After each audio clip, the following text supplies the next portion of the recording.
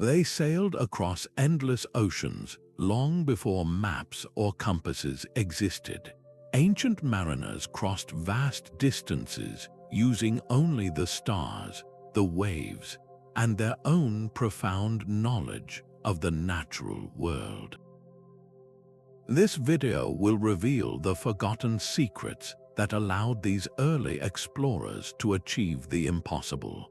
You will learn exactly how humanity first conquered the seas, uncovering a lost chapter of ingenuity that reshaped our entire planet. How did they build vessels strong enough to cross thousands of miles of open water? What hidden signs in the sky and sea guided them to new lands? Their story is a puzzle of archaeology, oral tradition, and raw human courage. What does it truly mean to navigate by intuition alone? The very first voyages began not with a plan to cross oceans, but with a simple need to cross a river. Someone somewhere looked at a floating log and saw not just wood but possibility. Those first crude rafts, little more than lashed together timber, were our species' first declaration of independence from the land. They were tools for survival, allowing early communities to fish in deeper waters, transport goods, and connect with neighboring groups. But this practical beginning held the seed of something much grander. A profound shift was occurring, a change in the human relationship with the world. We were no longer bound by the shoreline. The water itself was becoming a pathway. This relationship was forced into a new phase by a changing planet. As the last great ice age receded, vast frozen reservoirs melted, causing global sea levels to rise dramatically.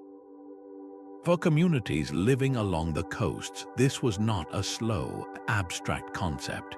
It was a tangible, relentless force. Familiar hunting grounds vanished beneath the waves. Islands that were once connected to the mainland were suddenly isolated. This environmental pressure likely provided a powerful incentive to take to the water in earnest, not just for short trips, but for migration and exploration. The evidence for this is startlingly old. On the island of Crete, stone tools have been found that are not native to the island. They were carried there by someone. And the dating of these tools suggests that someone made that open water crossing over 100,000 years ago. This pushes the timeline of seafaring back into a deep, almost mythical past, revealing a maritime tradition far more ancient than we once believed. The technology evolved slowly, born from countless trials and observations. The paddle, a simple extension of the arm, gave humans direct control over their movement. But the real revolution came when someone first raised a woven mat or an animal skin to catch the wind. The invention of the sail was a monumental leap. It was the first time humanity harnessed a natural, boundless force for propulsion. This was no longer about merely floating with the current. It was about commanding it. The wind itself became an engine. This transition from paddles to sails marks the true beginning of purposeful, long-distance travel, setting the stage for the epic voyages that would eventually connect the world. The raft was humanity's first true ocean-going craft. Picture a simple structure of logs lashed together with plant fibers, bobbing on the coastal waves. It was a floating platform, a direct answer to the challenge of water. But in some parts of the world, another solution emerged from the marshes and lakes, one that was just as revolutionary. People began building boats from bundled reeds. One of the most enduring examples comes from the high Andes, where for thousands of years, communities on Lake Titicaca have constructed boats from totora reeds. These vessels are not crude floats. They are carefully shaped with upturned ends that slice through the water. The construction is a masterpiece of simplicity and effectiveness. Craftsmen gather vast quantities of the hollow reeds, which are naturally buoyant, and tie them tightly into long, fat bundles. These bundles are then skillfully bound together to form the hull. The entire boat is essentially a woven, floating sculpture. It is lightweight enough to be carried by a few people, and if a section becomes waterlogged or damaged, it can be easily repaired by adding new reeds. This is technology that is maintainable, sustainable, and perfectly adapted to its environment. In the hands of a skilled mariner, a reed boat is surprisingly seaworthy. It rides with the waves rather than fighting against them. The principles learned from building and sailing these reed craft did not stay in one place. The knowledge spread, influencing shipbuilding traditions across vast distances. Some researchers even suggest that ancient mariners used similar reed boats to voyage along the Pacific coast of South America, exploring and trading. This gradual evolution from a basic raft to a specialized boat was a global process of trial and error. Each successful voyage, each repaired hull, added to a growing body of maritime knowledge. But these vessels made of wood and reeds had a fundamental limitation. What happened when the materials themselves were not strong enough for the power of the open ocean? The next great leap in shipbuilding would require a completely new approach to construction. But a simple log, even a hollowed one, has a dangerous tendency to roll over. The true innovation came when an ancient boat builder looked at a floating log and saw not just a canoe but a question: how could you stop it from capsizing? The answer was elegant and profoundly simple: the outrigger. Picture a second, smaller log floating parallel to the main canoe but held a few feet away by a strong wooden frame. This single addition transformed the vessel's stability. Suddenly, the canoe could not easily tip. It could now brave the choppy waters beyond the calm safety of the lagoon. This was the Maritime Revolution of the Austronesian peoples, a culture that would become the greatest explorers the ancient world ever knew. Their canoes were not just hollowed with fire and stone adzes, they were masterpieces of design. A vessel built for a river was sleek and narrow, built for speed, but a canoe destined for the open ocean was wider, with a deeper hull and almost always one or even two outriggers for balance. This was the technology that allowed the Lapita people to perform the impossible. They set out into the vast, empty expanse of the Pacific, navigating by the stars and the swell of the waves.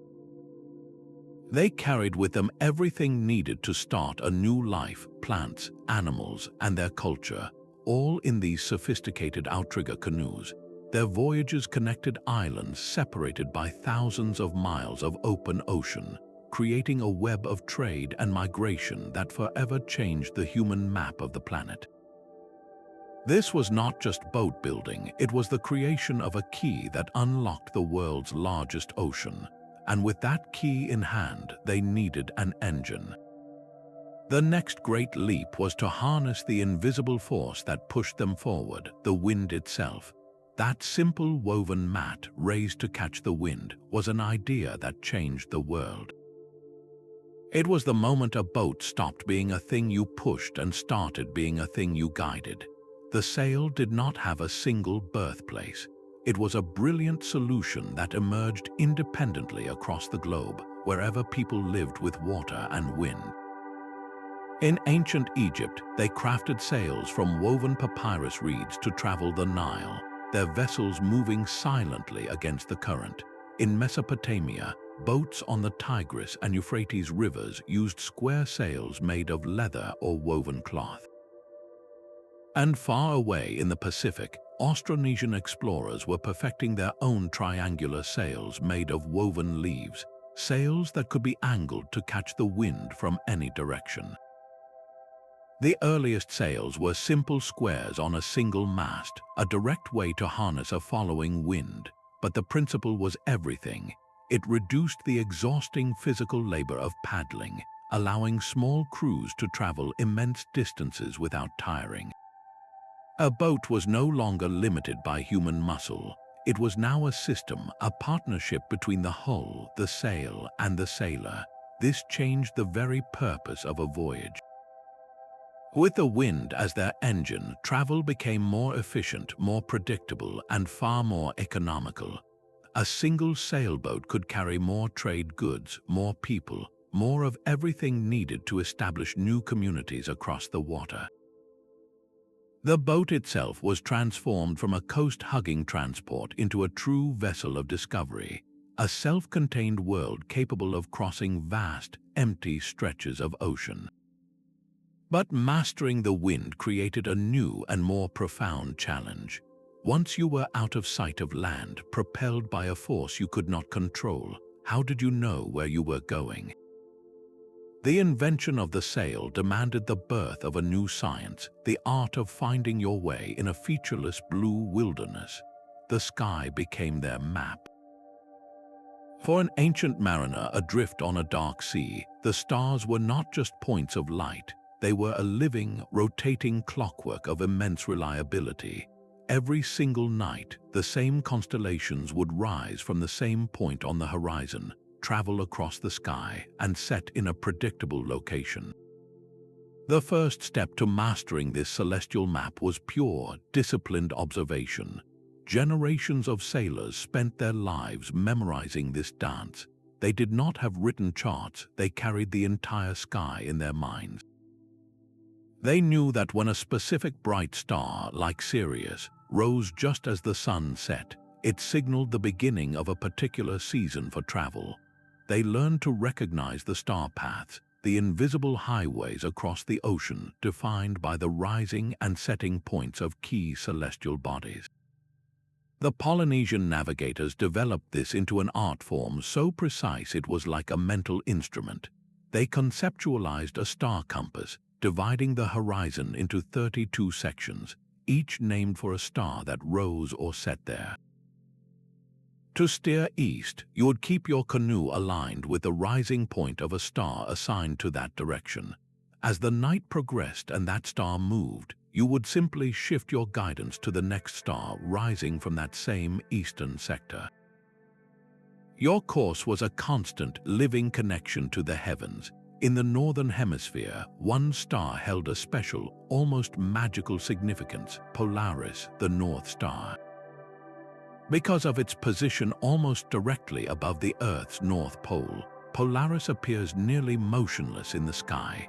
All the other northern constellations seem to wheel around it. For a sailor, finding Polaris meant instantly knowing which way was north. It was a fixed beacon, a celestial anchor in a spinning sky. This knowledge was not written in books, it was sung in chants and recited in stories. It was a sacred science, passed from Master Navigator to apprentice over years of rigorous training. The apprentice would learn to feel the movement of the boat beneath him while simultaneously tracking the stars above, building a mental model of his position on the vast ocean. But what happened when the sky was hidden? The stars were a brilliant guide on clear nights, but the sun blotted them out by day, and clouds could shroud them for weeks. Relying solely on the heavens was a dangerous gamble. The greatest navigators needed a second map, one that was always visible, written on the surface of the sea itself. The ocean itself held a second map, one written not in light but in motion. Ancient mariners learned to read the sea's subtle language, feeling the rhythm of the swells through the very hull of their boat. They understood that the open ocean has its own steady pulse, a deep, rolling swell generated by distant weather systems and planetary winds. This primary swell was their baseline. Any interruption to this rhythm carried a message. When these long, powerful swells encountered a hidden island or a submerged seamount dozens of miles away, they would bend or refract around the obstacle. A skilled navigator lying in the bottom of the canoe could feel this shift. A gentle bumping or a cross swell from an unexpected direction was a signal. a whisper of land lying just beyond the visible horizon. They could literally feel the presence of an island long before they could see it. This sensory skill transformed the empty ocean into a chart of invisible landmarks.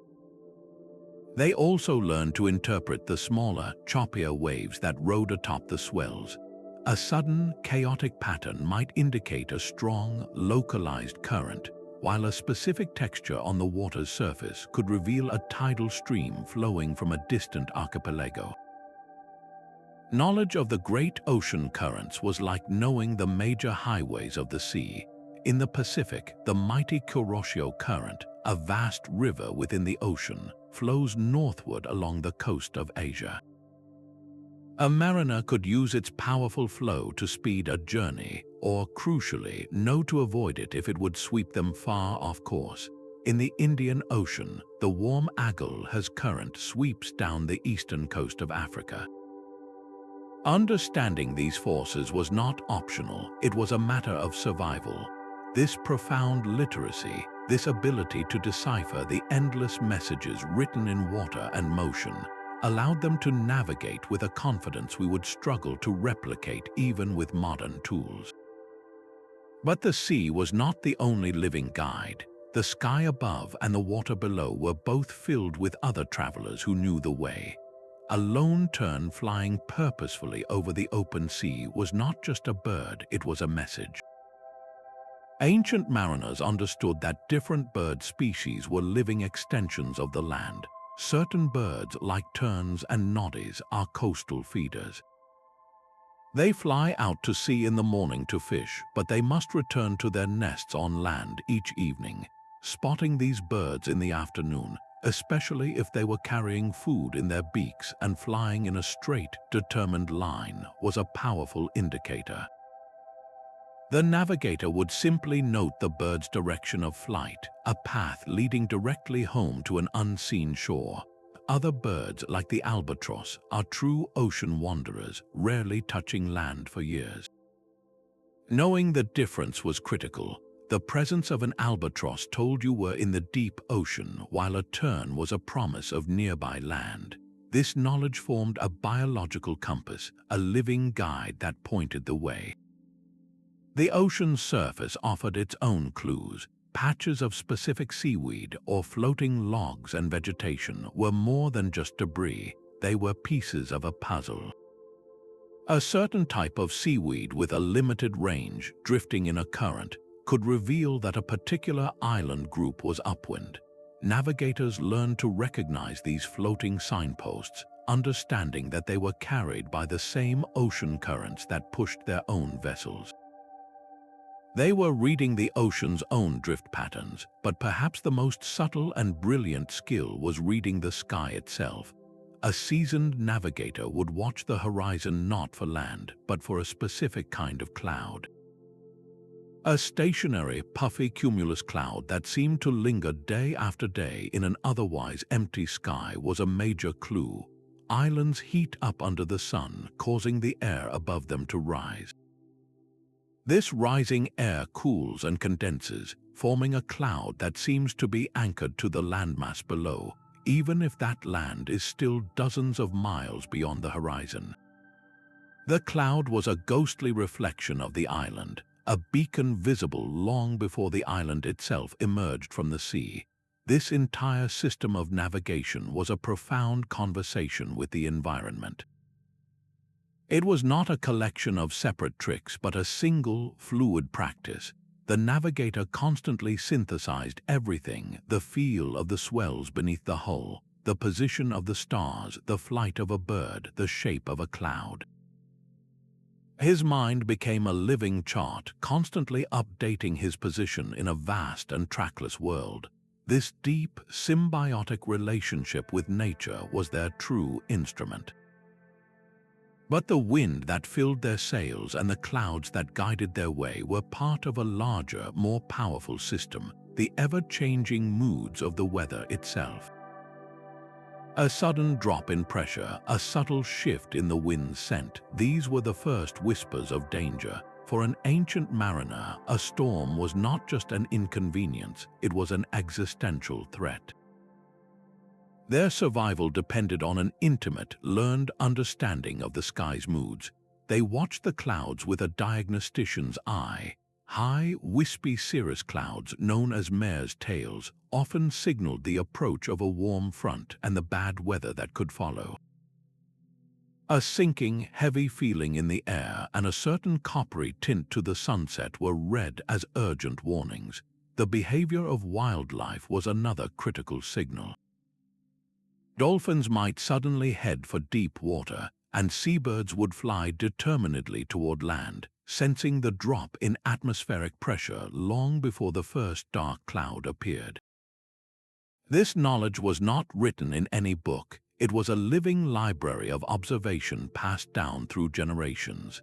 It allowed a captain to make a life-saving decision, to reef the sails and run before the storm, or to change course entirely in search of a sheltered cove. But this wisdom was not only about avoiding danger, it was also about seizing opportunity. The greatest of these opportunities were the planetary wind systems, the true engines of ancient exploration. In the vast tropics, they discovered the trade winds, steady, reliable currents of air that blow persistently from the east. For the Polynesian voyagers, these were not just winds, they were predetermined pathways painted across the ocean.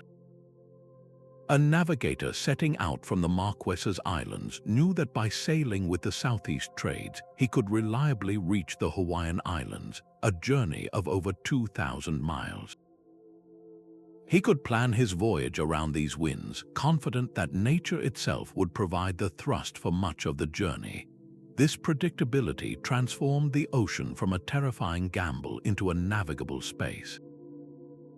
Half a world away, in the Indian Ocean, another wind system dictated the rhythm of human history. The monsoon winds reverse direction with the seasons. For 6 months, the winds blow steadily from the southwest, and for the other 6, they blow from the northeast. Ancient traders from Arabia and India learned to read this seasonal clock with precision. A merchant in Oman would load his dhow with goods, wait for the onset of the southwest monsoon, and then sail directly to India, pushed by a following wind. He would trade there for several months, and then, as the seasons changed, he would catch the northeast monsoon for a direct passage home.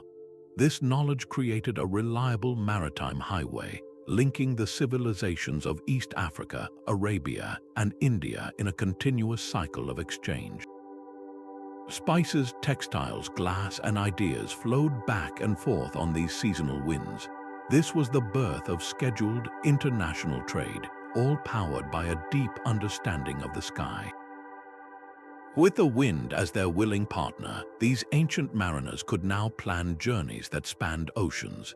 But a planned voyage requires more than just a favorable wind. It demands a vessel capable of carrying not just people, but an entire mission across the sea. Their ships emerged from the bustling ports of Tyre and Sidon, vessels of a people who saw the sea not as a barrier, but as a single, unified marketplace. The Phoenicians were the undisputed masters of the ancient Mediterranean, a civilization built on cedar wood and courage. Their success was forged in their shipyards, where they engineered 2 distinct types of vessel, each for a specific purpose. For the heavy, long-distance trade in precious goods like Tyrian purple dye, glass, and cedar timber, they built the Golos, a sturdy, round-hulled merchant ship powered by a single large square sail. It was the cargo truck of the ancient world, designed for capacity and stability over speed. But for speed and power, they developed the war galley, a design that would dominate naval warfare for centuries.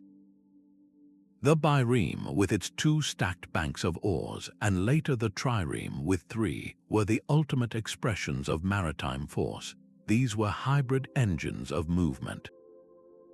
They could raise their single mast and sail to catch a favorable wind, conserving the rower's strength. But when the wind died or combat neared, the sail was swiftly lowered, and the vessel was propelled by the coordinated power of dozens of oarsmen.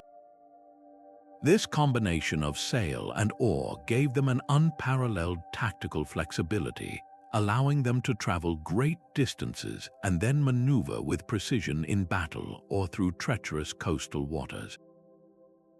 Their navigation was a masterpiece of practical knowledge. They were masters of coastal piloting, sailing from headland to headland, meticulously charting safe harbors and freshwater sources.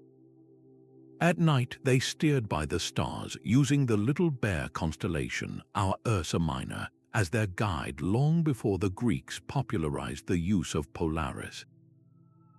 They understood the Mediterranean's complex currents and wind patterns so intimately that their voyages were not gambles, but scheduled commercial enterprises.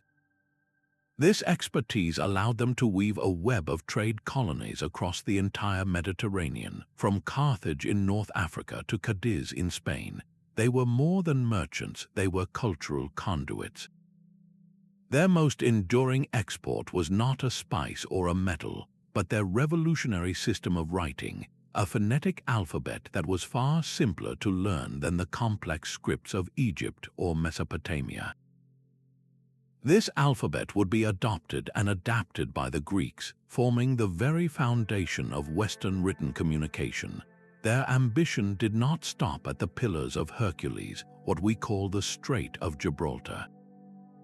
The Greek historian Herodotus recorded an astonishing claim that a Phoenician crew, commissioned by the Egyptian pharaoh Necho, sailed south from the Red Sea and over the course of 3 years circumnavigated the entire continent of Africa.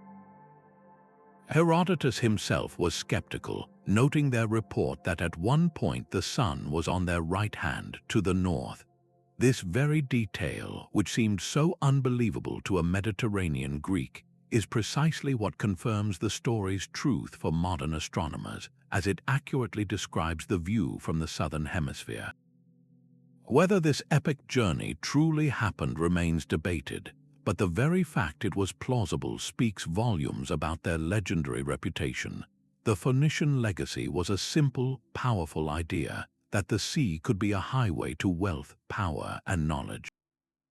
Their success proved that maritime exploration was not just about survival, but about building an interconnected world. This idea would not be forgotten.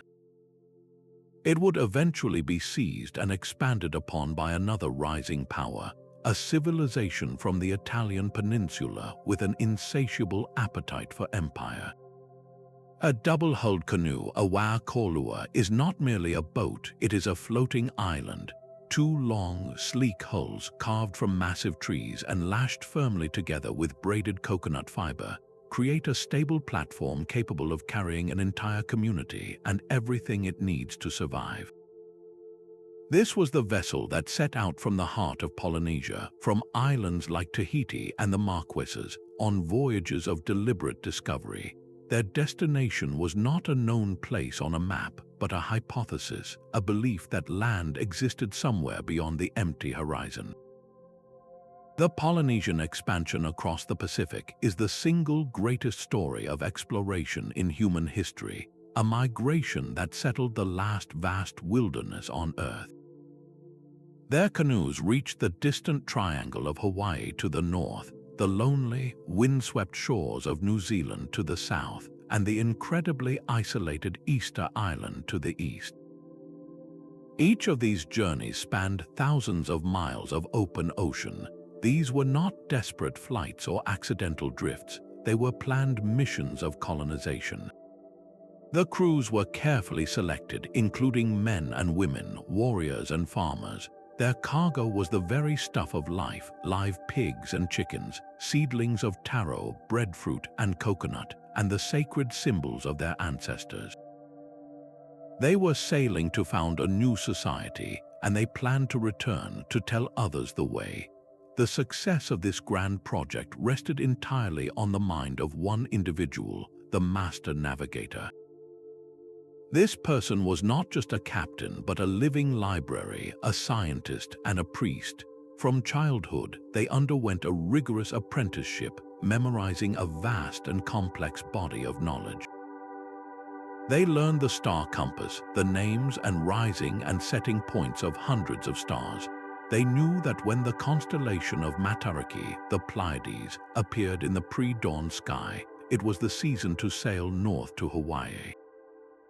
They could feel the deep ocean swells, recognizing how they refracted around unseen islands, creating a signature pattern of interference that they could read like a road map. They watched the flight patterns of birds, knowing that a white tern flying at dusk was heading directly to land, while a great frigate bird soaring high overhead was a scout from a distant atoll. They could read the color of the water and the shape of the clouds. A stationary, puffy cloud on the horizon often sat above an island, its formation fueled by the warm air rising from the land. This entire system was integrated, a single, fluid practice of observation. The navigator would often sleep in short bursts, his mind constantly processing this stream of sensory data, his internal sense of direction and position never switching off. He steered not toward a visible goal, but toward a mental one, holding the image of his destination island firmly in his mind, while constantly adjusting his course based on the live feedback from the ocean and sky. This was the peak of human environmental intuition, a seamless fusion of knowledge and perception that allowed them to conquer the planet's largest ocean without a single instrument. Their achievement stands as a timeless testament to what is possible when humanity listens deeply to the natural world. A single shard of pottery, stamped with intricate geometric patterns, tells a story of an epic migration. This is the signature of the Lapita people, the true trailblazers of the Pacific. Their distinctive pottery appears like a trail of breadcrumbs across the ocean, scattered from the islands near New Guinea all the way to Samoa, a distance of over 2,000 miles. They were the direct ancestors of the Polynesians, and theirs was the first human push into the remote, empty vastness of the open Pacific. Around 1,500 years before the Common Era, they launched a rapid and deliberate expansion eastward. This was no slow drift. It was a purposeful, wave-like movement into the unknown, and it was made possible by their mastery of the sea. Their canoes were large, stable, and capable of carrying dozens of people on voyages that lasted for weeks. The archaeological record reveals more than just their boats, it reveals their entire world. On every new island they settled, they brought a portable ecosystem. They carried seedlings of vital crops like taro, yams, and breadfruit. They transported domesticated animals, including pigs, chickens, and dogs. This was a transported landscape, a complete survival kit that allowed them to instantly establish sustainable communities on virgin shores. Their social structure was equally sophisticated, built around extended family groups and a shared artistic tradition seen in their beautiful pottery. This cultural and genetic package was the foundation upon which all later Polynesian societies would be built. The Lapita were the original architects of Oceania, the first to prove that the greatest ocean on Earth could not only be crossed but could be made into a home. Their legacy set the stage for the next great chapters of exploration, as the focus of maritime ambition began to shift from the Pacific to another ancient sea. The same spirit of maritime invention thrived along the fertile banks of the Nile. For the ancient Egyptians, the river was not just a source of life, it was their central nervous system, a liquid highway flowing through the heart of their civilization. Their first vessels were crafted from the very reeds that grew in the marshes, bundles of papyrus lashed together to form graceful, sickle-shaped boats.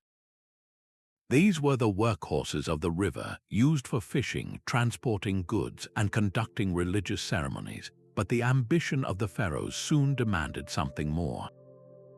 To bring the massive stone blocks for their pyramids and temples from distant quarries, they engineered colossal barges, flat-bottomed giants built from imported cedar wood. These ships were feats of logistics, capable of carrying weights that would be impressive even today. This sophisticated riverine tradition became the foundation for a much more daring endeavor, venturing beyond the Nile into the open sea. The most famous of these sea voyages was the expedition to the land of Punt. Imagine a fleet of sturdy, sewn-plank wooden ships, each nearly 100 feet long, setting sail from a port on the Red Sea. Their mission was a state-sponsored enterprise ordered by the female pharaoh Hatshepsut to acquire treasures unavailable in Egypt. The walls of her mortuary temple at Deir el-Bahri depict this incredible journey in vivid detail. The Egyptian ships returned laden with heaps of fragrant myrrh and frankincense resin needed for temple rituals. They brought back sacks of precious electrum, a natural alloy of gold and silver. Perhaps most astonishing to the Egyptians were the living treasures, exotic animals like baboons, leopards, and even a giraffe, all transported by sea. This was not a simple coastal hop. The voyage to Punt, likely located in the region of modern-day Eritrea or Somalia, required crossing hundreds of miles of open water. The captains had to navigate the treacherous coral reefs of the Red Sea, a labyrinth of sharp, hidden obstacles that could tear the hull out of a ship. They also had to understand the Red Sea's unique wind patterns, timing their departure and return with the seasonal monsoons to ensure a safe passage. These Egyptian mariners were not just sailors, they were agents of empire, securing the wealth and divine favor that fueled one of the ancient world's most enduring civilizations.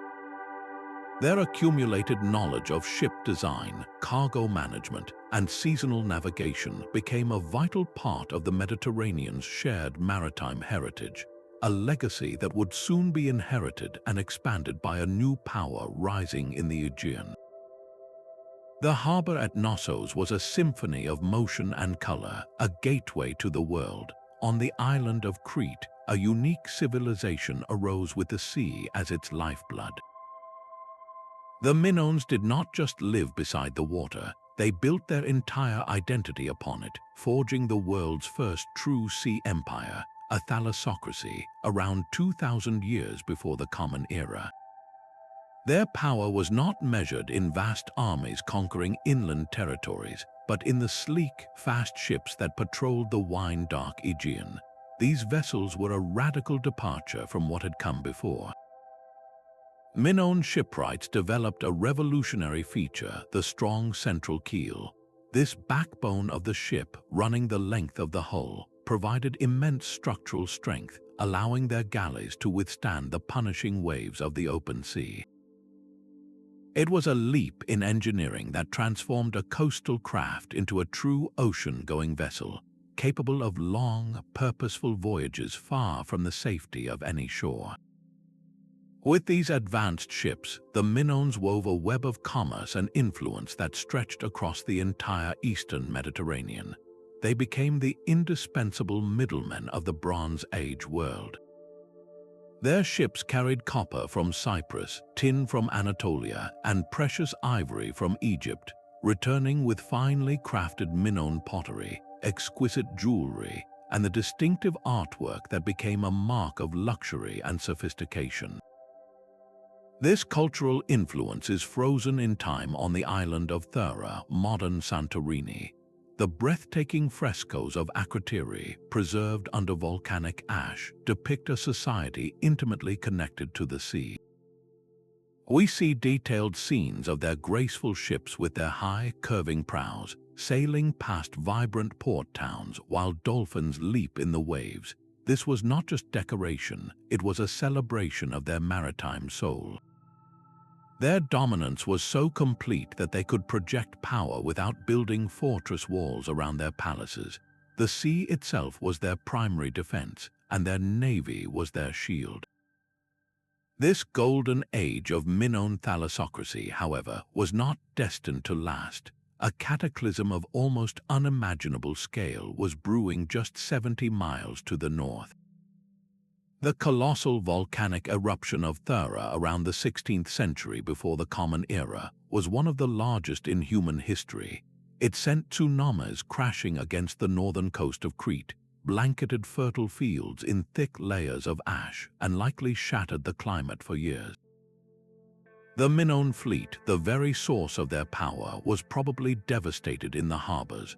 Their trade networks collapsed, and their society, weakened and isolated, could no longer maintain its grip on the seas. This sudden vacuum of power did not go unnoticed. From the Greek mainland, the Mycenaeans, who had long been influenced by Minoan culture, saw their opportunity. They absorbed the maritime knowledge of their former masters, adopting and adapting their ship designs and navigation techniques. The Mycenaeans would rise to become the new dominant power in the region, but the foundation of their maritime prowess was a Minoan one. The legacy of the first great sea empire lived on, not in its own palaces, but in the ships and the seafaring traditions it passed to the civilizations that followed. The trireme cut through the waves like a spear, a terrifying fusion of muscle and engineering. With 170 oarsmen arranged in 3 stacked tiers, this Greek warship was a short burst of incredible speed and power, a weapon designed for a single, brutal purpose: to ram and sink enemy vessels. Its entire existence was dedicated to naval warfare, and its ultimate test came in the narrow straits of Salamis in 480 before the Common Era. There, a vastly outnumbered Greek fleet used the confined waters to their advantage, negating the numerical superiority of the invading Persian armada. The triremes darted and spun, their bronze-clad rams slamming into the heavier, less maneuverable Persian ships. The battle was not won by soldiers on a field, but by oarsmen and steersmen on the water, proving that control of the sea could decide the fate of civilizations. Yet for all their martial prowess, the Greeks were also curious explorers of their maritime world. A merchant from the colony of Massalia, named Pytheas, embarked on an astonishing voyage north around 400 before the Common Era. He sailed past the Pillars of Hercules and kept going, reaching a land he called Thule, a place where the sun barely set in summer and the sea congealed into a strange slush. Many of his contemporaries dismissed his accounts as fantasy, but his descriptions of Britain and the amber coasts of the Baltic are now seen as some of the first recorded glimpses of northwestern Europe. He even estimated the latitude of his home city with remarkable accuracy by measuring the length of the sun's shadow, demonstrating a sophisticated understanding of the Earth's shape. This spirit of maritime inquiry was inherited and massively scaled by the Romans.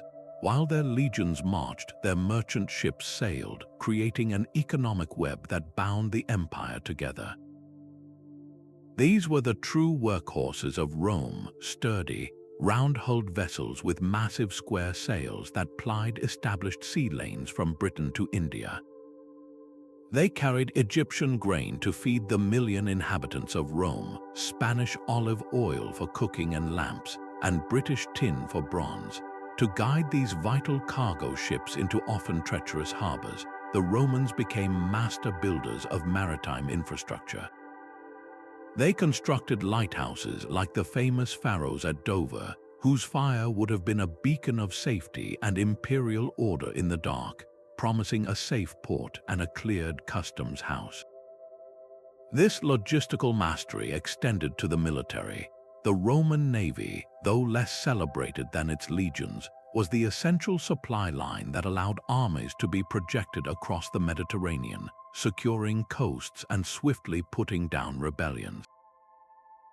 The geographer Strabo compiled this vast geographical knowledge into his 17-volume work, Geographica, synthesizing accounts from traders, soldiers, and explorers to create a comprehensive, though not always perfectly accurate, picture of the known world from Spain to India. The Roman Sea was not a barrier but a controlled, predictable highway, its routes patrolled, its ports secure, and its distant horizons mapped, at least in theory. This drive to connect the world through trade and power was not unique to the Mediterranean, however. A similar story of maritime ambition was unfolding on the other side of the planet, where ancient mariners were mastering a very different ocean. The monsoon winds dictated the rhythm of life itself across the Indian Ocean. For 6 months, the winds blew steadily from the southwest, and for the next 6 they reversed, blowing just as reliably from the northeast. This was not a chaotic weather pattern. It was a predictable annual clock, and ancient mariners built their entire world upon its certainty. A merchant in the port of Oman would load his dhow, a vessel with a distinctive triangular sail, and wait for the onset of the southwest monsoon.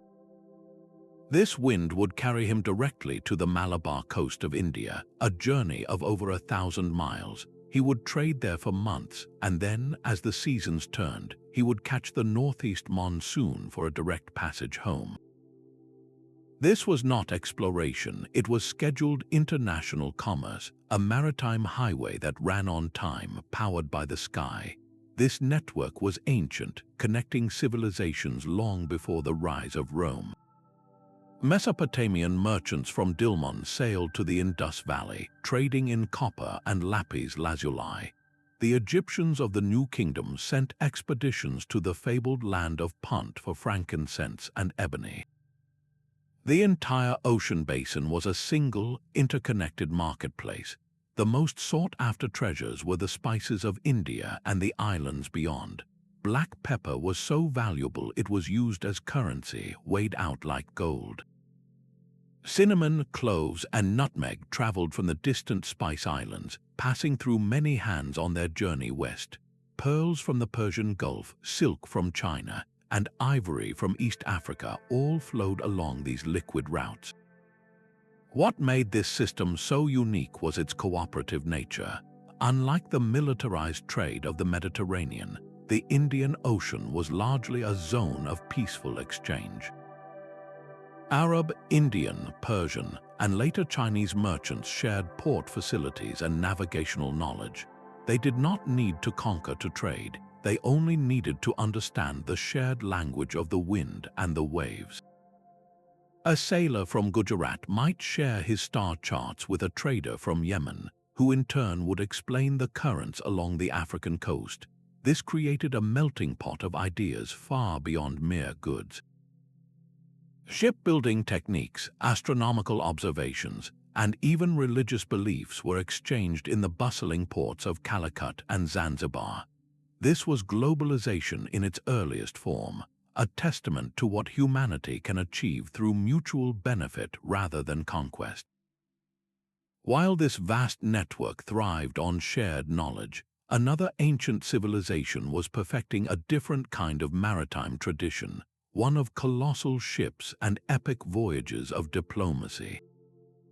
Its multiple sails of matted bamboo slats looked like the wings of a dragon. The Chinese junk was a masterpiece of naval engineering, a vessel so advanced it would influence ship design for 1,000 years. While the Great Wall stands as a symbol of China's inward focus, its shipyards tell a different story, one of outward ambition and maritime genius. The junk's most revolutionary feature was its rudder. Unlike the steering oars used in the West, the Chinese mounted a large, fully articulated rudder on the sternpost of the ship. This gave a single helmsman incredible control, allowing the massive ship to maneuver in tight quarters and hold a steady course through rough seas. Equally brilliant were its sails. The junk's lug sails were stiffened with horizontal bamboo battens, creating a series of panels. This design allowed the sails to be raised and reefed or shortened with remarkable ease. A small crew could manage a vast area of sail, adjusting it perfectly to catch the slightest breeze. This was efficiency on an unprecedented scale. These technological wonders did not emerge from a vacuum. They were born from necessity along China's long coastline and mighty rivers. As early as the Qin and Han dynasties, Chinese rulers maintained naval forces to project power and protect their shores. But it was during the Tang and Song dynasties that maritime trade truly blossomed. Chinese ceramics, silk, and tea were in immense demand across Southeast Asia and the Indian Ocean. In return, exotic spices, fragrant woods, and ivory flowed into Chinese ports like Guangzhou and Quanzhou. This was the Maritime Silk Road, a watery parallel to the famous overland caravan routes. It was a network of commerce that connected the Middle Kingdom directly to the wider world. Guiding these merchant junks across the featureless sea required a new kind of magic. Chinese navigators were among the first to harness the mysterious power of lodestone. They discovered that a magnetized needle, floating in a bowl of water or suspended from a silk thread, would always align itself along a north-south axis. This was the birth of the magnetic compass. At first, it was likely used as a mystical tool for geomancy, for harmonizing buildings with the forces of the earth. But soon, its practical value at sea became undeniable. On a cloudy day when the sun and stars were hidden, the compass provided an unshakable reference. It was a technological secret that gave Chinese merchants a critical edge, allowing them to voyage with confidence far from the sight of land. This combination of brilliant ship design and revolutionary navigation fueled an era of Chinese maritime expansion that would eventually culminate in the epic treasure voyages of the Ming Dynasty. But while these sophisticated vessels were plying the Asian seas, a completely separate story of ocean exploration was unfolding on the other side of the world. A Polynesian voyager might have been the first human to taste a South American sweet potato. This simple fact lies at the heart of one of history's most captivating mysteries. The sweet potato, a crop domesticated in the Andes, was found growing across Polynesia when European explorers first arrived. How did it get there? The prevailing wind and current patterns flow eastward from Polynesia toward South America, making a return voyage incredibly difficult but not impossible. Could a Polynesian canoe caught in a storm or driven by sheer exploration have reached the continent and returned home with this vital food source? The genetic evidence is compelling, suggesting the Polynesian variety originated in South America and was transported by human hands. This botanical clue is a quiet revolution, challenging the long-held belief that the Americas were completely isolated from the rest of the world before Columbus. Across the Atlantic, another story of pre-Columbian contact moved from legend to proven fact with a single archaeological dig. In the 1960s, the remains of a Norse settlement were uncovered at Elance Ox Meadows in Newfoundland. This site, with its distinctively Viking longhouses and artifacts, provides irrefutable proof that a Viking longship, under the command of Leif Erikson, reached North America around the year 1000. The sagas were true. This was not a fleeting visit but a base for further exploration, a place they called Vinland. The settlement was short-lived, perhaps due to conflicts with the indigenous peoples the Norse called Skrælings. Yet its existence stands as a monumental footnote in history, confirming that the Atlantic had been crossed centuries before other European powers even dreamed of such a journey. Beyond these two leading theories, the waters grow murkier, filled with more speculative but equally intriguing possibilities.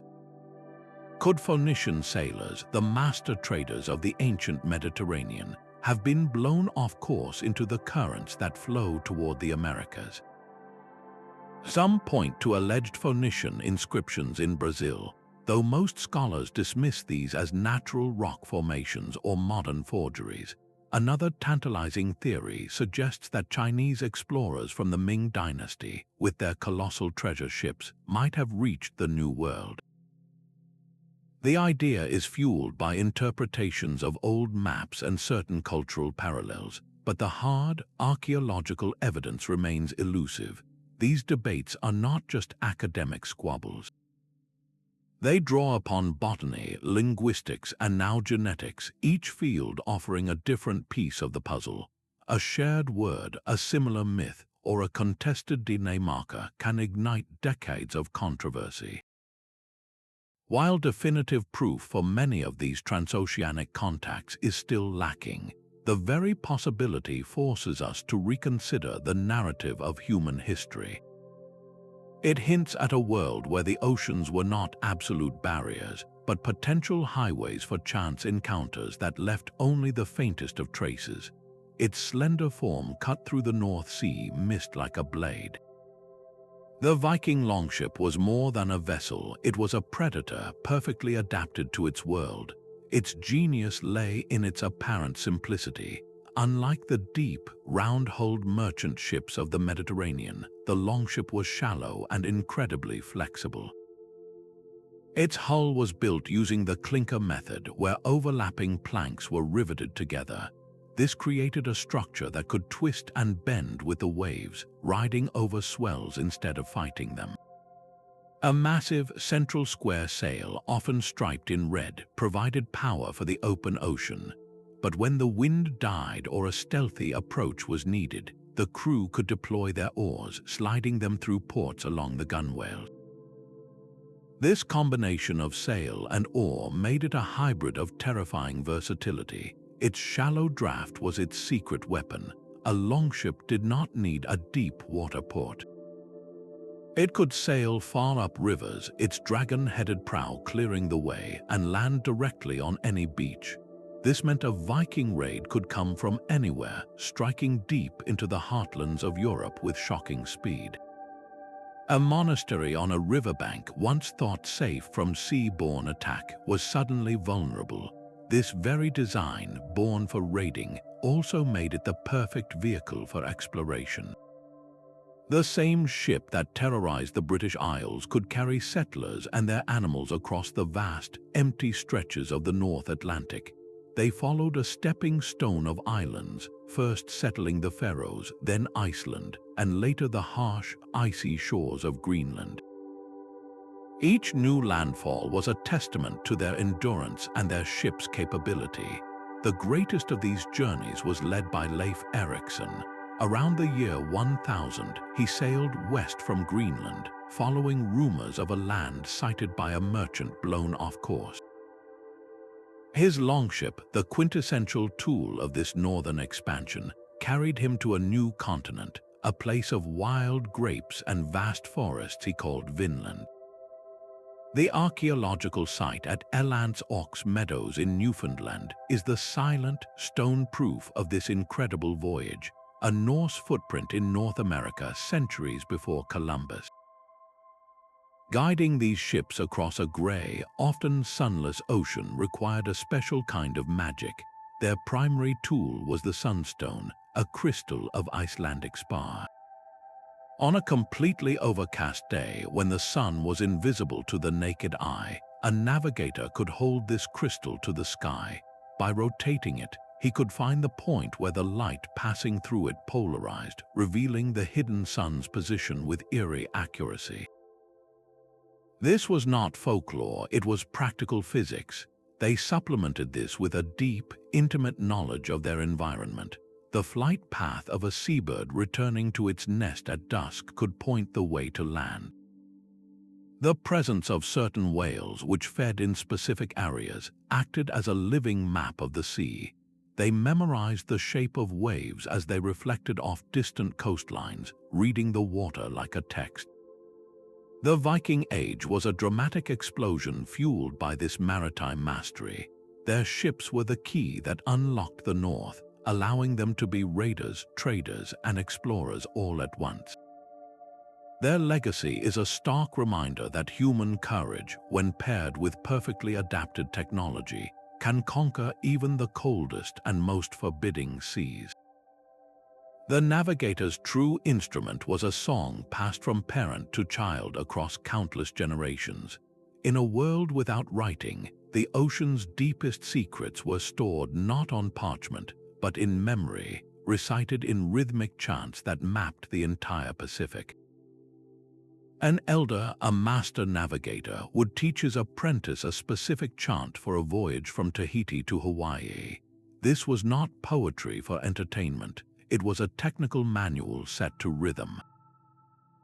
Each line held critical data, the succession of star paths to follow, the feel of the dominant swells, the names and sequences of islands still below the horizon, and even the flight patterns of birds that marked the final approach. These chants were sophisticated mnemonic devices, compressing vast amounts of navigational science into a form that was impossible to forget. The rhythm itself aided recall, ensuring that every crucial heading and environmental sign was preserved with perfect accuracy. The training to master this knowledge was a long and sacred journey. An apprentice would spend years, sometimes decades, learning not just the chants but their practical application. He would sail with his teacher, feeling the swell patterns described in the songs, and matching the star sequences recited in the chants to the actual rotating night sky. This was a holistic education, fusing rigorous science with spiritual discipline. The navigator was not just memorizing a list of instructions, he was internalizing a living map of the ocean, building a mental model he could consult and update on the fly during a voyage. This oral tradition was a dynamic and resilient system. If a new discovery was made, a new current understood, it could be incorporated into the chants, updating the collective knowledge for the next generation. This entire intellectual framework, this vast oral database, was as precise and reliable as any written chart for those trained in its language. Its preservation was the single most important factor for the survival and expansion of an entire culture across 10,000 islands. This profound achievement forces us to reconsider what we mean by knowledge itself, proving that the human mind, when finely tuned, can be the most sophisticated library on Earth. A shipwreck is a moment frozen in time, a silent story waiting in the dark. When archaeologists carefully excavate the mud-preserved timbers of a 3,000-year-old vessel, they are not just recovering wood and pottery, they are opening a time capsule from the age of ancient mariners.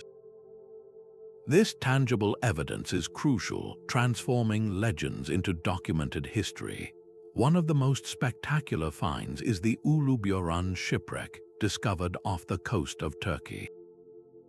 This single Bronze Age merchant vessel, dating from the 14th century before the Common Era, carried an entire international economy in its hold. There were 10 tons of raw copper ingots from Cyprus, a ton of tin likely from Anatolia, beautiful cannonite jars filled with glass, and ebony logs from Egypt. They found golden chalices, ivory, and amber from northern Europe. The cargo was so diverse it represented nearly a dozen different cultures, proving that the Mediterranean was a connected commercial world long before the rise of classical civilizations.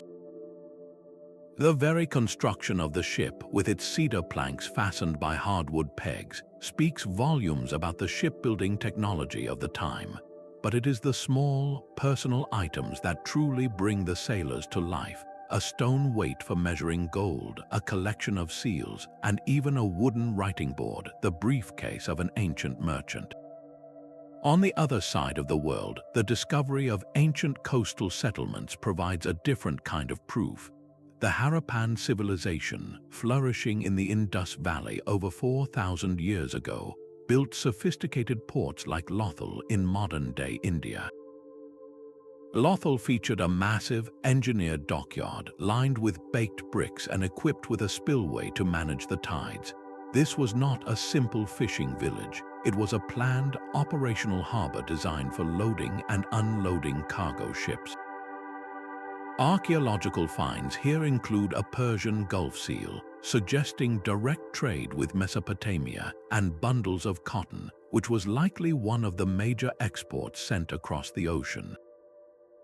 Underwater archaeology continues to add new pieces to this puzzle. Each carefully mapped wreck, each preserved amphora, and each corroded anchor provides hard data. They confirm the vast distances of trade routes, reveal the sophistication of ancient naval architecture, and sometimes challenge our long-held theories. This physical evidence does not just support the oral and historical records, it gives voice to the sailors themselves, allowing their journey to speak across millennia. The Hokulea did more than just sail across the ocean, it sailed across time. This double-hulled canoe, a precise replica of the ancient Polynesian vessels, embarked on a voyage from Hawaii to Tahiti in 1976. Its mission was not just to reach a destination, but to answer a profound question. Could the stories of intentional, non-instrument navigation be true, or were the Polynesian islands settled merely by accident, by sailors blown hopelessly off course? The Hokulea carried no compass, no sextant, no radio. Its only guidance system was the mind of a single man, the Micronesian Master Navigator Maupiailug, who possessed the traditional knowledge of stellar and wave navigation. When the canoe made landfall in Tahiti after a 34-day journey, it was met by a crowd of 17,000 people, many in tears. The voyage was a triumphant success, proving beyond any doubt that the ancient methods were not only feasible, but brilliantly effective. This was the power of experimental archaeology in action, a field that tests theories by physically recreating the past. Decades earlier, another famous experiment had tackled a different question. The Kon-Tiki expedition, led by the Norwegian explorer Thor Heyerdahl in 1947, sought to prove that prehistoric South Americans could have settled Polynesia by drifting on rafts. Heyerdahl and his crew built a balsa wood raft using only indigenous materials and techniques, then set sail from Peru. After 101 days adrift on the currents, they made landfall in the Tuamotu Islands. While modern genetic evidence has largely disproven his theory of Polynesian origins, the Kon-Tiki's success brilliantly demonstrated the feasibility of such a drift voyage, showing that the ocean currents themselves could act as a natural highway. These experimental voyages provide insights that a library of theories never could. You can read about a ship's design in a book, but you only truly understand its strengths and weaknesses when you are standing on its deck in a storm, feeling how it responds to the waves. These projects test everything from how long it takes to sail 2,000 miles using only the wind, to how much freshwater and food a crew actually needs to survive, to how a vessel built with stone tools handles the immense power of the open sea. The success of the Hokulea, in particular, sparked a cultural renaissance across Polynesia. It was not just a scientific experiment, it was a reclamation of identity. It validated the ancestral chants and stories, proving that their forebears were not lucky castaways, but the greatest explorers in human history.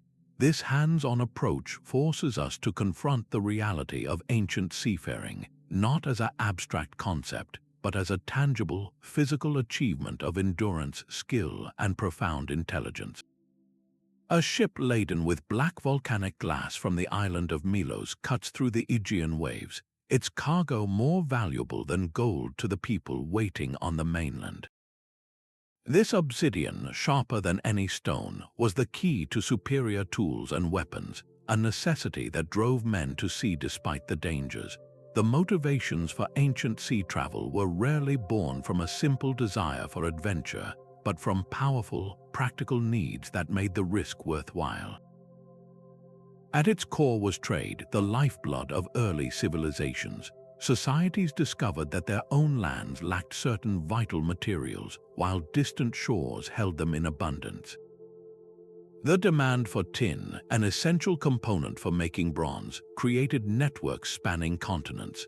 Copper from Cyprus might be shipped to Anatolia to be alloyed with tin from as far away as Britain or Afghanistan. The finished bronze then traded across the known world. This was not mere commerce, it was a technological imperative. Without these long-distance sea routes, the Bronze Age itself would have faltered. Beyond metals, the quest was for luxury and ritual. Precious stones like lapis lazuli from Afghanistan, fragrant spices from the Moluccas, and exotic woods like ebony from Africa were transported thousands of miles to grace the palaces and temples of kings and pharaohs. These items conveyed power, divine favor, and social status, making them worth the immense cost and danger of their acquisition. But trade was only one part of the story. Sometimes the sea became an escape valve for social pressure. A growing population could strain an island's resources, forcing a community to make a calculated choice. They would load their finest voyaging canoes with families, plants, and animals, and set sail to find a new home, as the Polynesians did in their epic dispersal across the Pacific. Political conflict or warfare could also force a group to seek a fresh start across the water, turning the ocean into a highway for colonization. And for many coastal communities, the daily motivation was far more immediate: the pursuit of food. Rich fishing grounds just beyond the horizon promised sustenance and survival, encouraging the development of boats that could brave deeper waters and return with a bounty. The incredible how of ancient seafaring, the brilliant navigation and shipbuilding, was always in service of a profound why. These economic and social pressures were the true engine that launched 1,000 ships, setting in motion the currents of exchange and migration that would forever connect our world. A single Minoan pot painted with spirals and octopuses carried more than just olive oil. It carried an entire aesthetic, a way of seeing the world, from the workshops of Crete to a wealthy household in Egypt.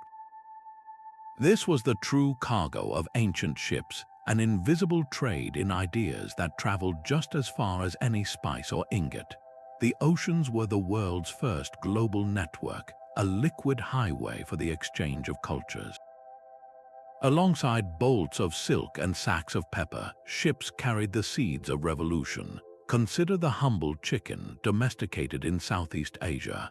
On the wings of Austronesian voyages, it spread across the Pacific and the Indian Ocean, eventually reaching East Africa.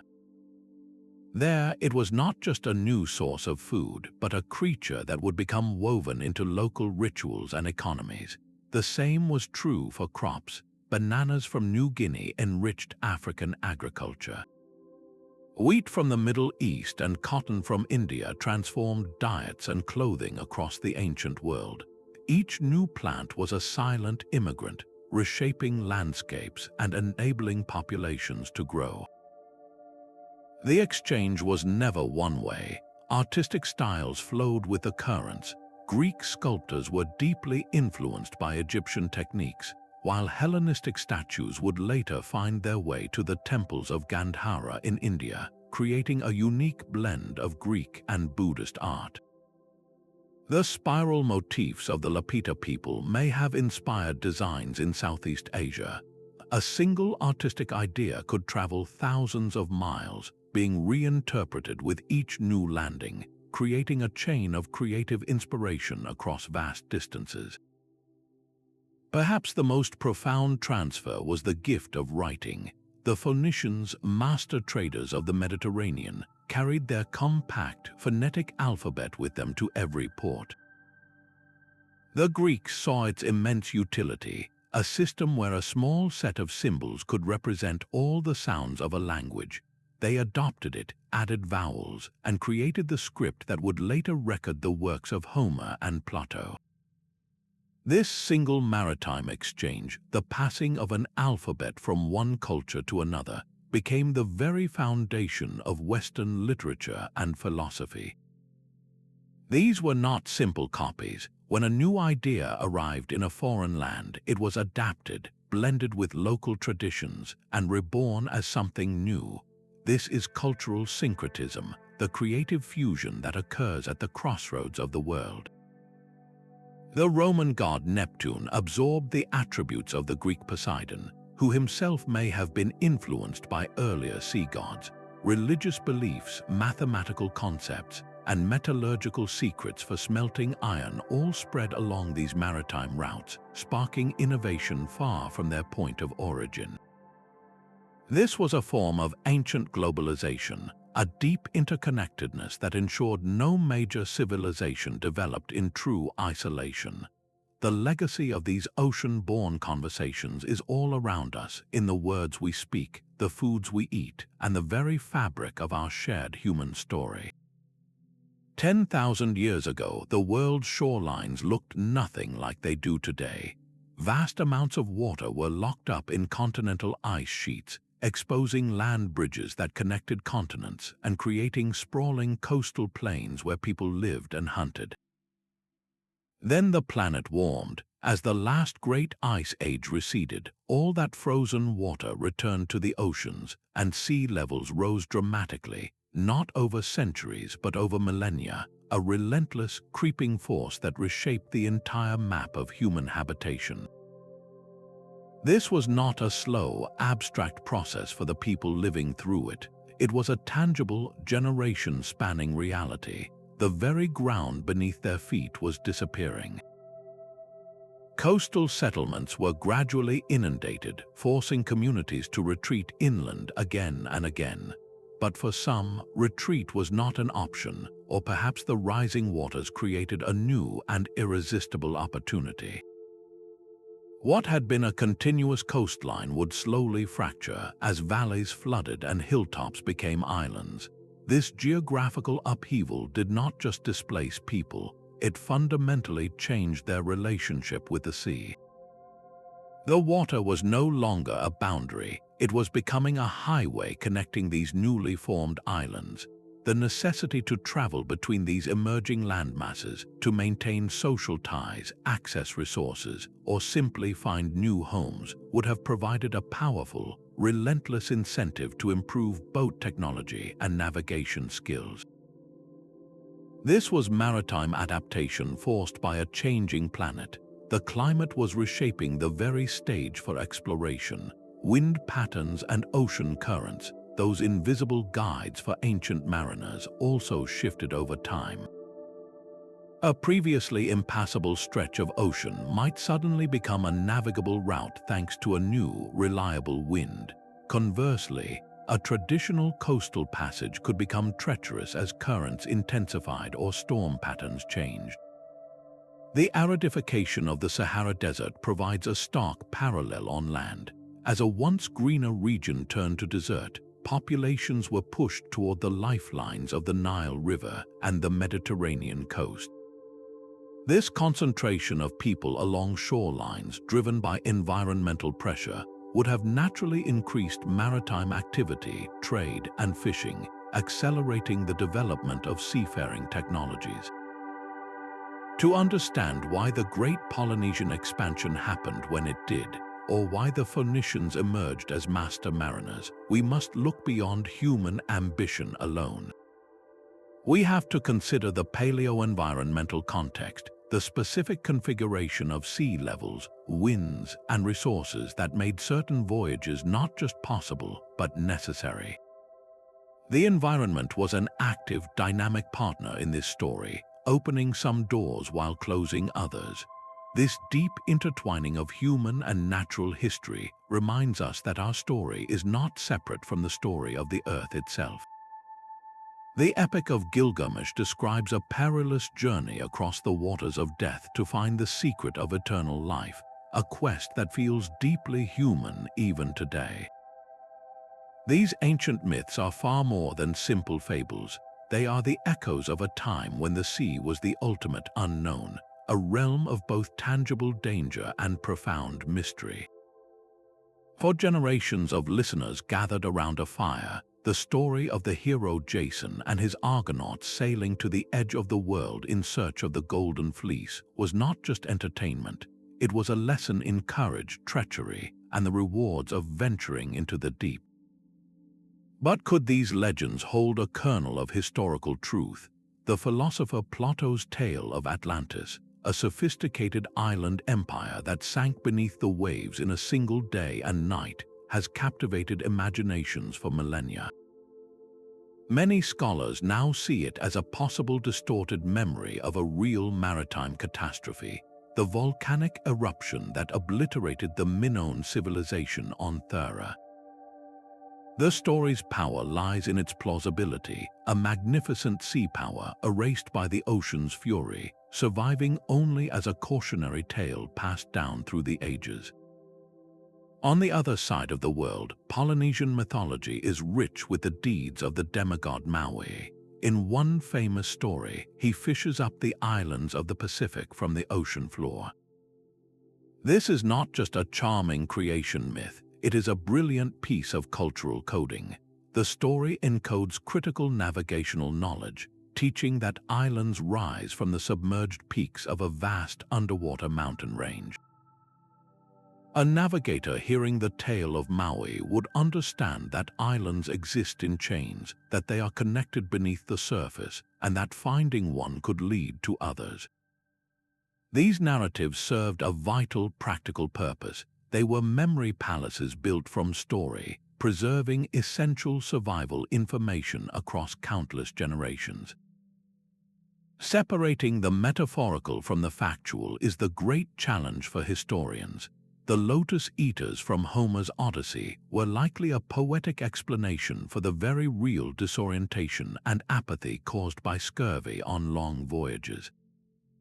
The sea monsters that adorned medieval maps were manifestations of the very real terror of whales, giant squid, and sudden, ship-swallowing storms. These legends underscore the sea's deep cultural significance, transforming the act of seafaring from a mere profession into a heroic journey that tested the limits of the human spirit. They remind us that for ancient cultures, the ocean was not just a physical space, but a psychological and spiritual frontier, its stories as vital for survival as any sail or star chart.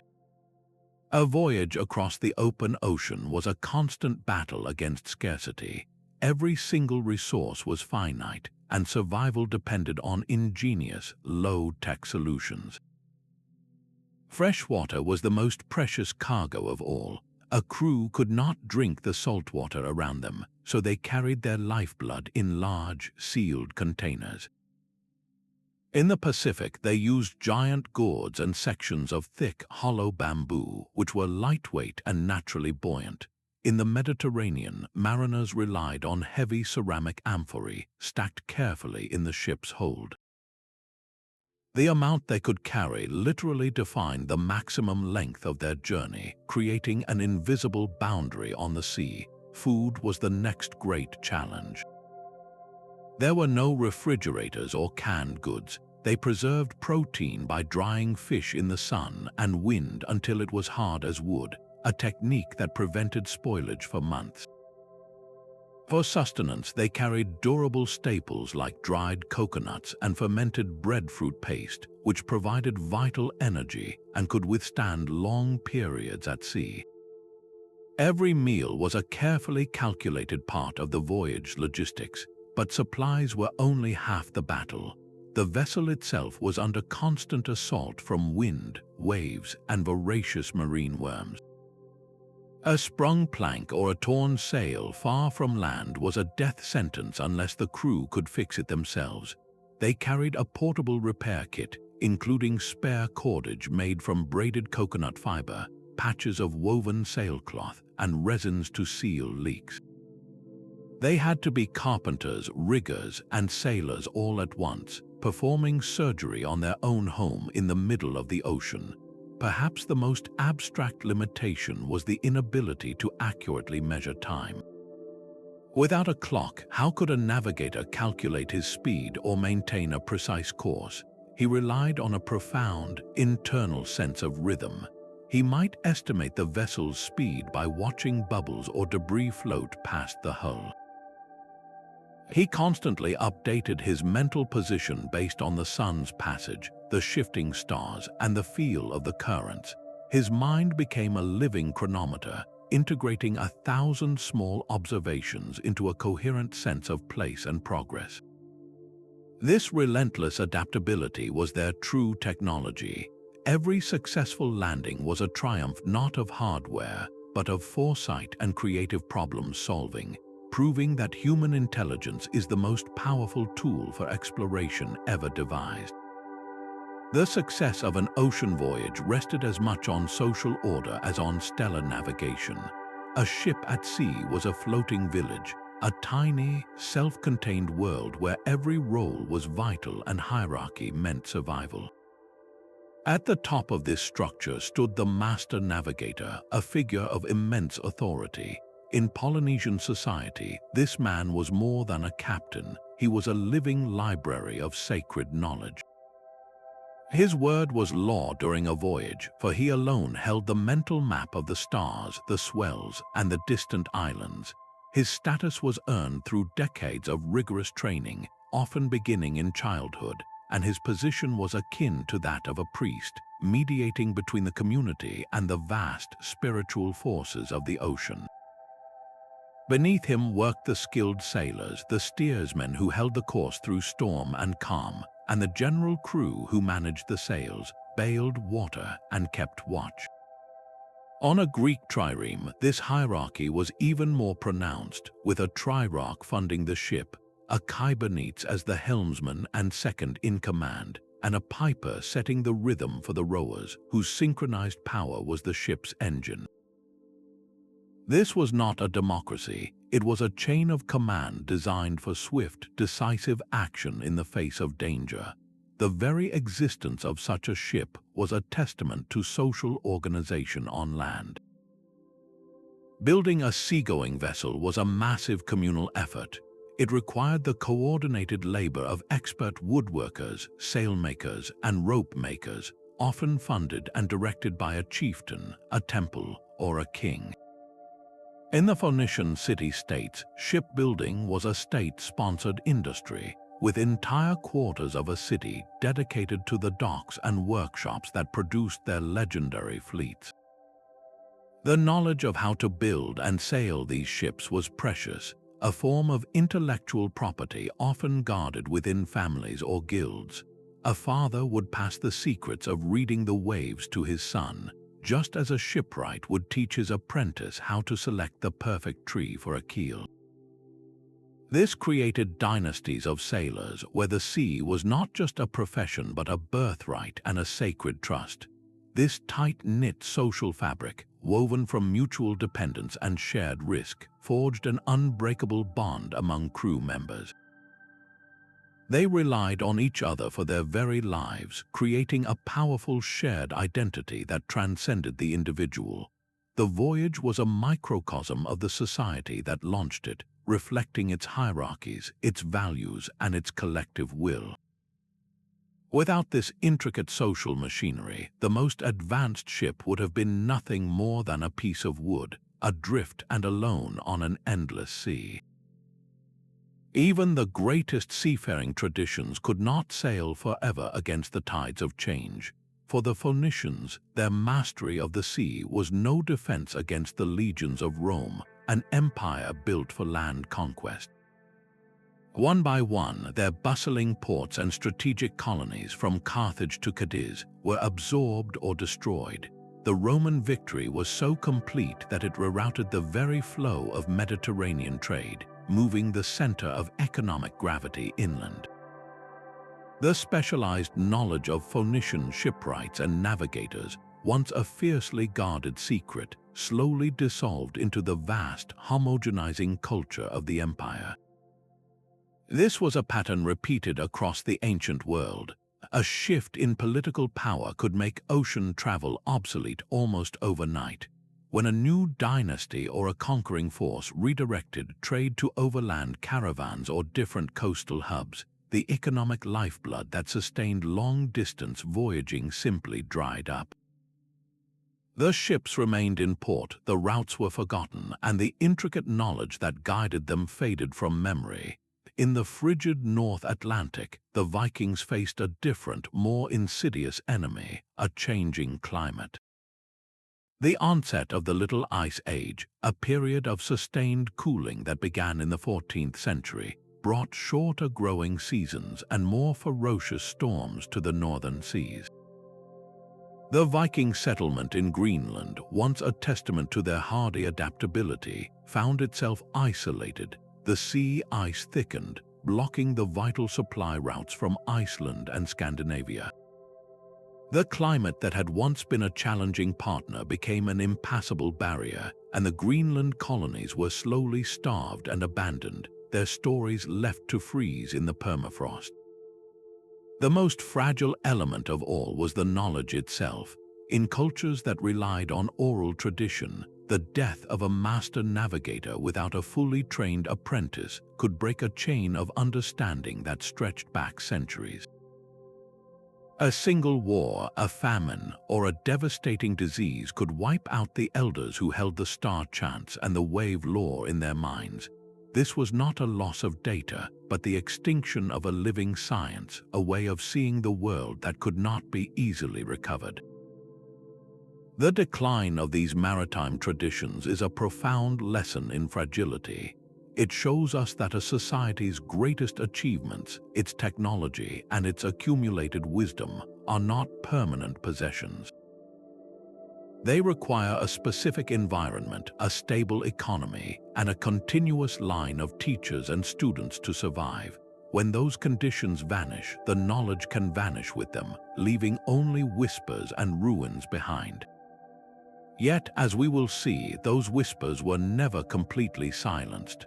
The vast, empty oceans that once separated continents were now understood to be highways.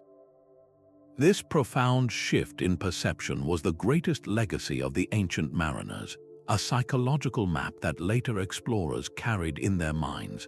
For centuries, the detailed world maps created by the Greek geographer Ptolemy lay dormant in libraries, their knowledge preserved by Arab scholars. When these works were rediscovered in Renaissance Europe, they ignited a fire of possibility. Ptolemy's Geographia, with its coordinate system and its assertion that the world was round, provided a theoretical framework that encouraged men like Christopher Columbus to believe they could reach the East by sailing west. They were not starting from scratch, they were building upon a foundation of classical learning that had never been completely lost. The tools of these new explorers were also direct descendants of ancient ingenuity. The magnetic compass, a revolutionary instrument for European sailors, had a long history. It evolved from the simple south-pointing spoon used by Chinese diviners into the precise navigational instrument that guided ships through overcast skies. This technology, which likely traveled westward along the Silk Road and Indian Ocean trade routes, became the trusted companion of every medieval navigator, a tangible link to the scientific curiosity of a much older civilization. Even the ships themselves bore the imprint of ancient design. The sturdy, ocean-going carracks of the Portuguese and the nimble, lateen-rigged caravels of Spanish explorers were hybrid creations.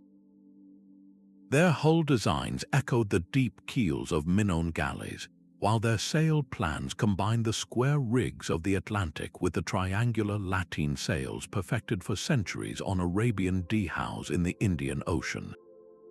This fusion of global maritime technology created the perfect vessel for long-distance exploration.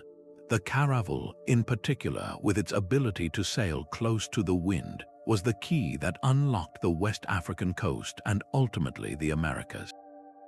When Ferdinand Magellan's fleet completed the first circumnavigation of the globe, they were sailing in the wake of Polynesian voyagers who had already conquered the Pacific, and Viking longships that had proven the Atlantic could be crossed. The courage of Columbus setting sail into the unknown Western Sea was fueled by more than personal ambition. It was fueled by ancient stories and fragmented maps that whispered a simple, powerful truth. The oceans were not the end of the world, but its connection. These early modern explorers were the inheritors of a deep, collective human experience. They stood on the shoulders of countless unnamed sailors who, for millennia, had proven that with skill, courage, and a profound understanding of the natural world. The impossible was merely a horizon waiting to be crossed.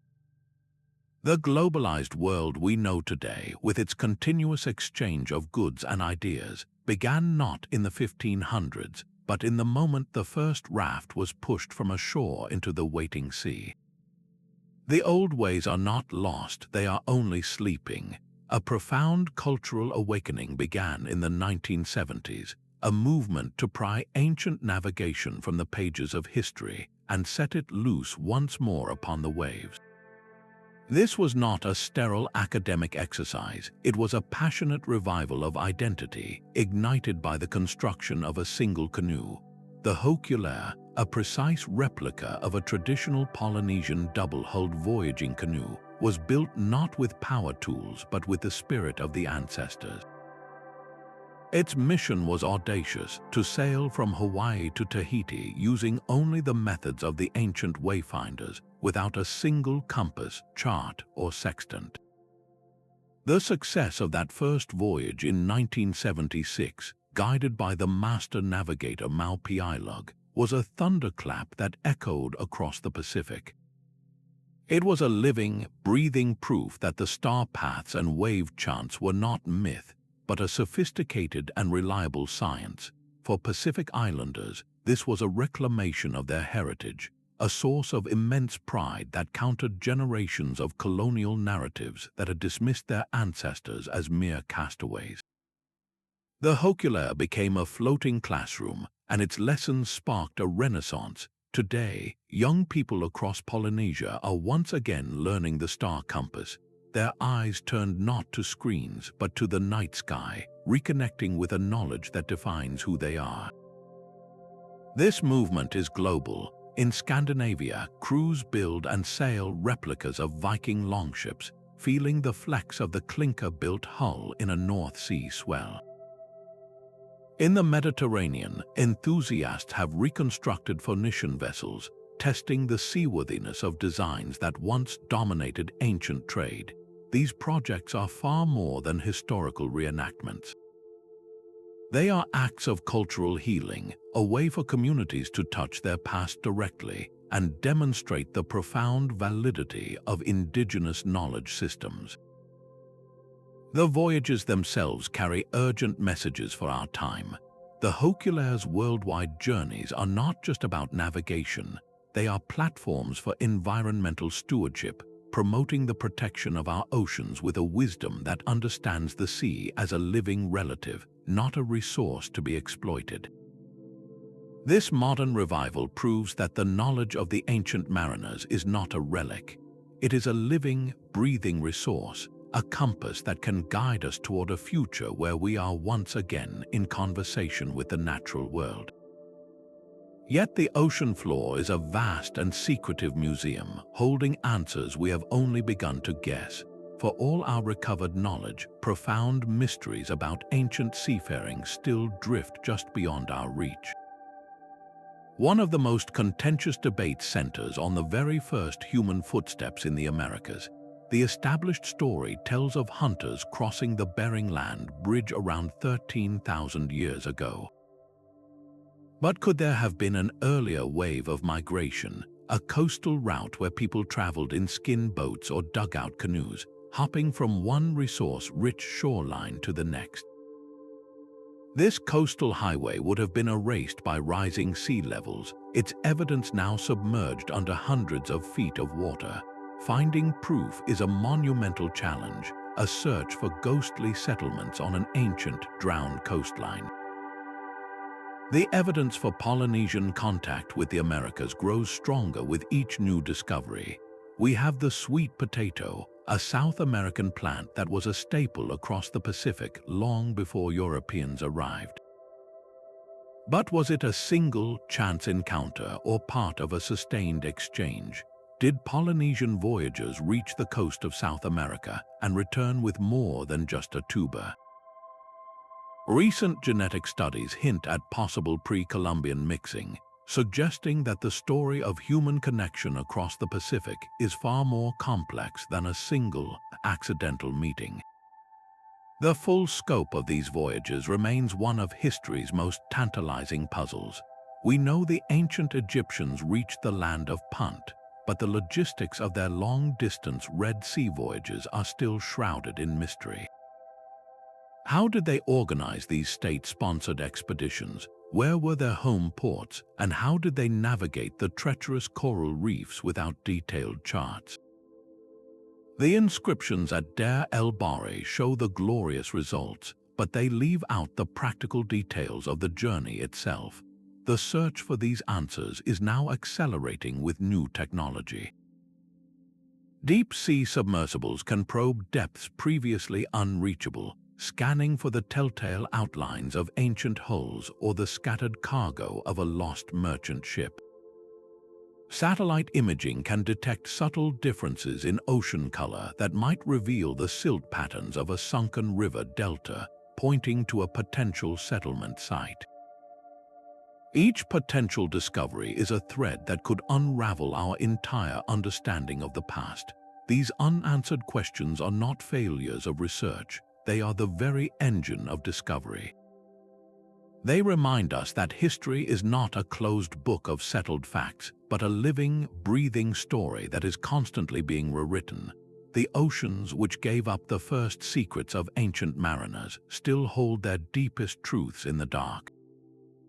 Their story is a profound testament to human courage and a deep, intuitive partnership with the natural world. From the star paths of the Polynesians to the trade winds mastered by the Phoenicians, these early explorers achieved the impossible through observation, ingenuity, and raw adaptability. They did not conquer the sea, they learned its language, listening to the whispers of the waves and the silent guidance of the constellations. Their vessels, whether a double-hulled canoe or a sturdy merchant galley, were not just transport, but floating testaments to human creativity, each one carrying the hopes of a community into the vast blue unknown. These voyages wove the first threads of a global web, connecting distant cultures in an exchange of goods, ideas, and genes that forever shaped the course of human history. This interconnected ancient world challenges our modern assumptions, forcing us to reconsider the limits of prehistoric technology and the sheer scale of their ambition. As we reflect on their legacy, we are reminded of our own innate capacity for exploration and discovery. Their journeys live on, not just in the history books, but in the very spirit of curiosity that drives us to look beyond the next horizon. Which ancient mariner's story amazed you the most? Share your thoughts in the comments and subscribe for more journeys into the mysteries of our past.